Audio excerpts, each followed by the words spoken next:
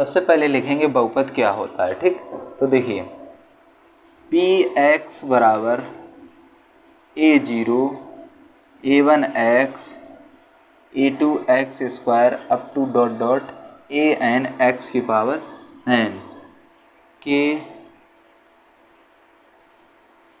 रूप वाले व्यंजक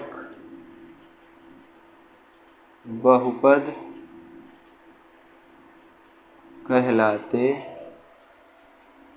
कहलाते हैं, ठीक। तो क्या लिखा है कि पी एक्स बराबर a0 a1x plus a2x square up to dot dot an x की पावर n के रूप वाले व्यंजक बहुपद कहलाते हैं, ठीक। अचर बहुपद क्या होता है, यहाँ लिखेंगे अचर बहुपद। तो अचर बहुपद क्या होता है, ठीक। तो अचर बहुपद क्या होता है, जिसमें आपका सिर्फ क्या होना चाहिए, अचर पद, जिसमें आपका चर नहीं होना चाहिए, ठीक है। जिसमें क्या होना चाहिए, अचर। मान लीजिए आपसे बोला जाए कि अचर बहुपद, तो पी एक्स बराबर आप कोई भी एक अचर लिख सकते हैं। मान लीजिए हमने लिख दिया 5, तो यह आपका कौन सा बहुपद है, यह एक अचर बहुपद है, ठीक। नंबर 2 समझते हैं, शून्य बहुपद। शून्य बहुपद क्या होता है, ठीक। यह है आपका हुआ अचर पद, अचर बहुपद। अब समझेंगे शून्य बहुपद। तो शून्य बहुपद क्या होता है, जिसमें पी एक्स बराबर क्या दिया जाए, 0। तो यह है आपका कौन सा बहुपद है, तो यह है आपका शून्य बहुपद है। इसके बाद देखते हैं रैखिक बहुपद। रैखिक बहुपद यानी पी एक्स बराबर आपको दिया जाए ए एक्स प्लस बी। यहाँ पर देखिए x की कितनी पावर है, 1, इसीलिए जहाँ x की घात 1 हो उसे हम क्या बोलते हैं, रैखिक बहुपद। जहाँ x की घात कितनी हो, 1 हो, उसे हम रैखिक बहुपद बोलते हैं। नंबर 4 देखिए, नंबर मान लीजिए 4 आपसे बोल दिया है द्विघात बहुपद। तो द्विघात बहुपद क्या होता है, तो पी एक्स बराबर A X square plus B X plus C, जहाँ x की घात 2 हो, ठीक। तो वह आपका कौन सा बहुपद होगा, तो वह आपका द्विघात बहुपद होगा। सॉरी, कौन सा बहुपद हो, द्विघात। इसके बाद समझते हैं त्रिघात बहुपद। तो पी एक्स बराबर A X cube plus B X plus C X plus D, जहाँ x की घात 3 हो, उसे हम क्या बोलते हैं, त्रिघात बहुपद। तो यह है आपका कौन सा बहुपद है, त्रिघात बहुपद, ठीक है। नंबर 4 आपसे बोलिए चतुर्घात पंचघात, तो आप समझ गए होंगे, ठीक। अब एक एक एग्जाम्पल समझते हैं, ठीक। एग्जाम्पल में आप लोग बताएंगे निम्न लिखित में बहुपद बताओ। आपको क्वेश्चन हम दे रहे हैं और आपसे क्या बोला जाएगा कि निम्नलिखित में बहुपद बताओ या बहुपद ज्ञात कीजिए। जैसे नंबर 1 पहचान कर बताना है 3x plus 5। Number 2 3x square minus 6x plus 1। Number 3 x plus 1/2।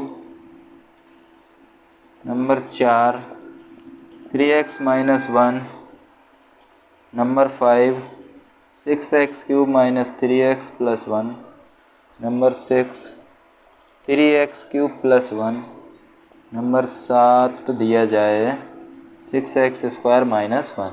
तो इनमें से आपको बताना है कौन सा बहुपद है, ठीक। कौन सा बहुपद है, तो सबसे पहले बताएंगे 3x प्लस 5। इसमें x की कितनी पावर है, 1। तो जिसमें x की पावर 1 हो वह कौन सा बहुपद कहलाता है, रैखिक बहुपद। तो यह कौन सा बहुपद होगा, तो यह आपका होगा रैखिक बहुपद, ठीक। आप अपना नोट करते जाइए, हम बताते हैं। नंबर 2 देखिए 3x² माइनस 6x प्लस 1, यहाँ x की अधिकतम घात कितनी है, यहाँ 1 है और यहाँ 2, तो अधिकतम घात ही देखनी पड़ेगी। ठीक, तो इस सवाल में आपको x की अधिकतम घात कितनी दिख रही, 2। जब x की घात 2 हो तो वह कौन सा बहुपद होता है, 2 घात बहुपद।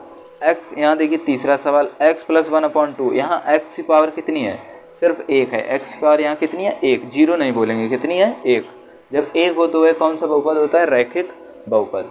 नंबर 4 में देखिए 3x माइनस 1, यहाँ x की घात कितनी है, 1, 0 नहीं बोलेंगे। ठीक, इतना याद रखना है, यहाँ x की पावर कितनी है, 1, जब 1 हो तो कौन सा रैखिक बहुपद। नंबर 5 देखिए 6x³ माइनस 3x प्लस 1, यहाँ x की घात कितनी है, सबसे अधिकतम यानी हाईएस्ट डिग्री, तो यहाँ x की पावर कितनी है, 3।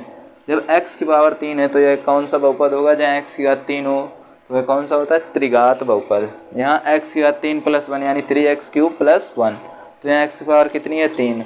जहाँ x की घात 3 हो वह कौन सा बहुपद कहलाता है, आपका त्रिघात बहुपद। ठीक है, 7वां सवाल देखिए, यहाँ आपकी x की पावर कितनी है, 2, तो यह कौन सा बहुपद होगा, तो जिसमें x की पावर कितनी हो, 2, वह कौन सा बहुपद कहलाता है, 2 घात बहुपद। यानी यहाँ तक आपको कोई भी दिक्कत नहीं आएगी। चलिए अगली हेडिंग देखते हैं।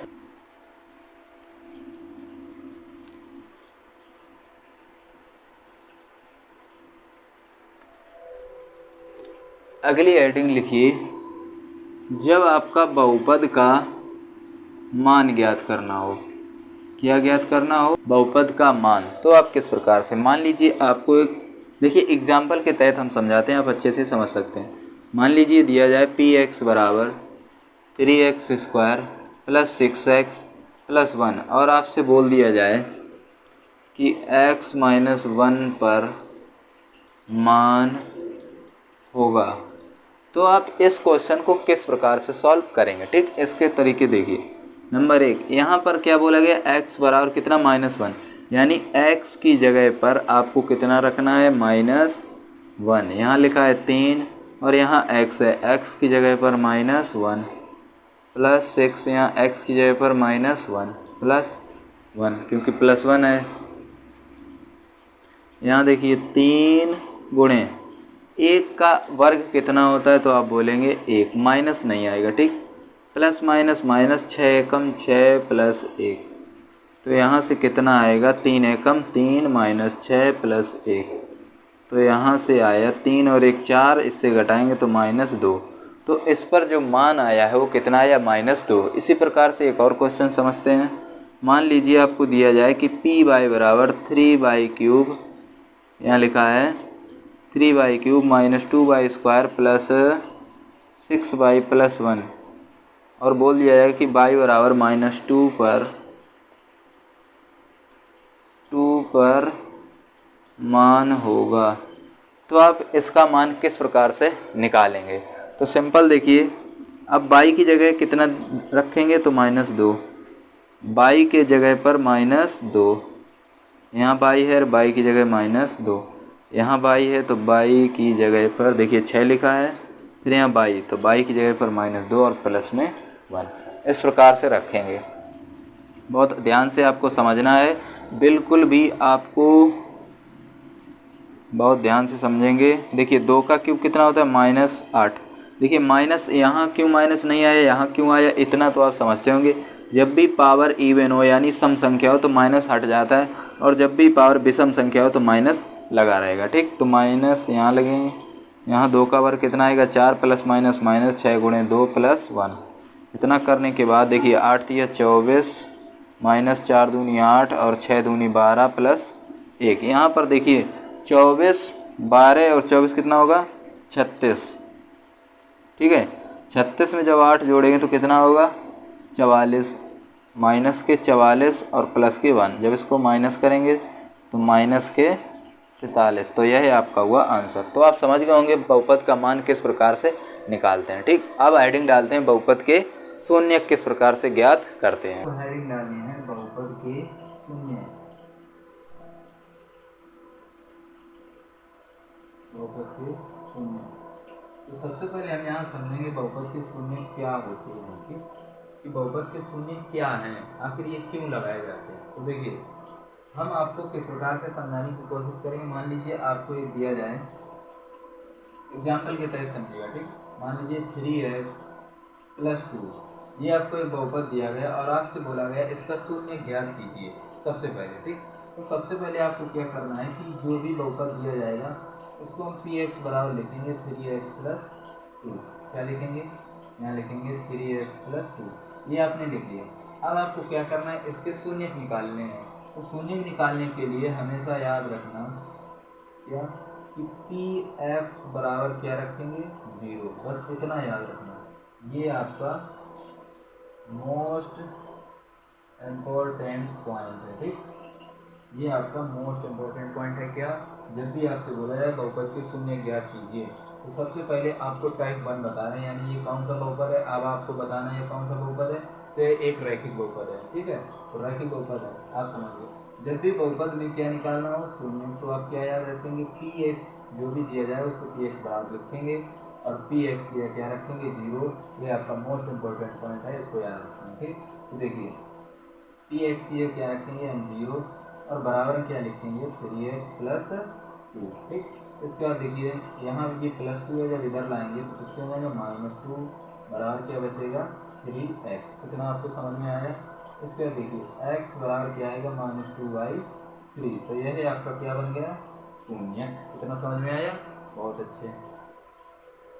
तो आप यहाँ तक तो समझ गए हैं कि इधर ये +2 था, इधर का मामला है तो -2 हो गया, बचा 3x। यहाँ 3 का भाग लगाएंगे तो x बराबर -2/3, तो यह इसका क्या है शून्यक है। एक और समझते हैं, मान लीजिए आपको दिया जाए 6y² माइनस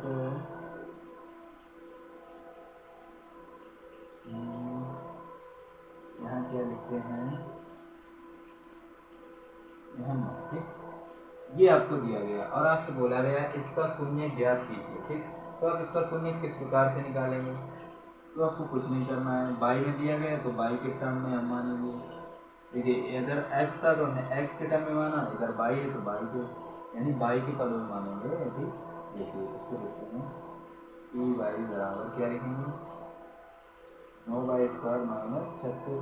तो आपको नोट क्या करना है, क्या निकालना है, तो आप बोलेंगे सर बहुपद के शून्य निकालना है। ठीक है, तो आपको py की जगह पर क्या रख देना है 0, जैसा कि नोट में लिखाया है py की जगह क्या रखेंगे 0। अब कुछ ज्ञानी लोग होंगे वो कहेंगे सर आपने px बराबर 0 रखा, यहाँ py बराबर 0 क्यों रखा। तो इसका वही मतलब है, जब भी आपका क्वेश्चन x में दिया जाए तो आपने x माना, जब भी आपका क्वेश्चन y में दिया जाएगा तो आपने y माना।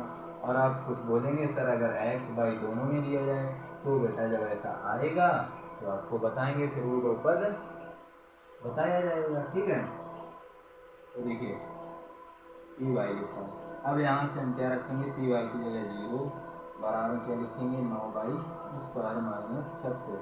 ये -36 इधर भेजेंगे तो +36 बराबर कितना बचेगा 9y², यानी 9y² बराबर 36। इसको काट देंगे 9 चौको 36, यानी y² बराबर 4, यानी y बराबर √4, यानी y बराबर 2 नहीं कितना, ये गलत है। y बराबर कितना आएगा जल्दी से बताएं, तो आप बोलेंगे सर y बराबर आएगा ±2, ये सही है। ठीक, इसका मतलब क्या है कि y बराबर 2 है और y बराबर -2 भी है। ठीक, ये मान आप इसमें रखेंगे तो क्या बनेगा 0। ठीक, यहाँ तक आपको समझ में आया हो कि यानी देखिए अब आपको पढ़ना है द्विघात बहुपद के शून्यक में संबंध। द्विघात बहुपद क्या होता है, तो आप बोलेंगे सर ax² + bx + c किसके बराबर px बराबर। ठीक, px बराबर क्या होता है ax² + bx + c। अब यहाँ से आपको निकालना है शून्यकों का योगफल। ये आपका मोस्ट इम्पोर्टेंट पॉइंट है, शून्यकों का योगफल। तो शून्यकों का योगफल मान लीजिए एक शून्यक अल्फा और एक बीटा, इनका योगफल होता है -v/a। ये आपको याद करने हैं। ठीक, इसके बाद नंबर 2 देखते हैं शून्यकों का गुणनफल। शून्यकों का गुणनफल यानी अल्फ़ा × बीटा बराबर c/a, ये भी लिखेंगे। ठीक, इसके बराबर ये भी होता है। ठीक, नहीं तो आप बोलेंगे सर ये आपने क्यों नहीं लिखाया, सॉरी x²। ठीक, x का गुणा इसको ना लिखें तो ज़्यादा बेहतर है। ठीक, ये ज़्यादा सही है। ठीक, इसमें जहाँ बी है, देखिए एक एग्जांपल समझाते हैं, एग्जांपल से आपका ज़्यादा क्लैरिफाई होगा। मान लीजिए पी एक्स बराबर 3x² - 2x + 1 ये आपको दिया गया और आपसे बोला गया कि इसके शून्यकों का योगफल गुणनफल ज्ञात करके हमें दिखाइए। तो आपको सिंपल कुछ नहीं करना है, इससे तुलना करनी है, क्योंकि ये दो घात बहुपद है, ये भी एक दो घात बहुपद है। तो पी एक्स बराबर क्या होता है, तो आप बोलेंगे x² + bx + c। यहाँ से आपने देखा कि a बराबर हमारे पास 3 है, यहाँ से आपने देखा b बराबर कितना है, -2 है, यहाँ कितना लिखेंगे, -2, और c बराबर आपने देखा कितना है, 1। तो आपसे क्या बोला गया, शून्यकों का योगफल क्या होता है, -b/a, माइनस लगाएंगे, और b का मान माइनस है, अपॉन में a का मान कितना है, 3। तो हम बोल सकते हैं अल्फ़ा प्लस बीटा बराबर माइनस माइनस प्लस, यानी 2/3। अब इसमें अगर निकालने को आ जाए कि शून्यकों का गुणनफल ज्ञात कीजिए इस क्वेश्चन में, तो भी आपको यही करना है, c/a, यह तो आपका फार्मूला हुआ, अल्फ़ा इंटू बीटा, यहाँ क्या चाहिए c, और c से आपने तुलना की कितना 1, और क्या चाहिए a कितना है आपका 3, यानी शून्यकों का गुणनफल कितना आएगा, 1/3। तो आज की वीडियो में आप लोगों ने बेसिक पार्ट समझा। इससे अगली वाली जो आपकी वीडियो आएगी उसमें आप लोगों को त्रिघात बहुपद बताएंगे, इसके बाद डायरेक्ट आपकी एक्सरसाइज स्टार्ट की जाएगी। वीडियो कैसा लगा जरूर कमेंट में बताएं, अपने दोस्तों के साथ जरूर चैनल को शेयर करें, और इस चैनल पर अगर आप पहली बार जुड़े हैं तो चैनल को सब्सक्राइब कर लें।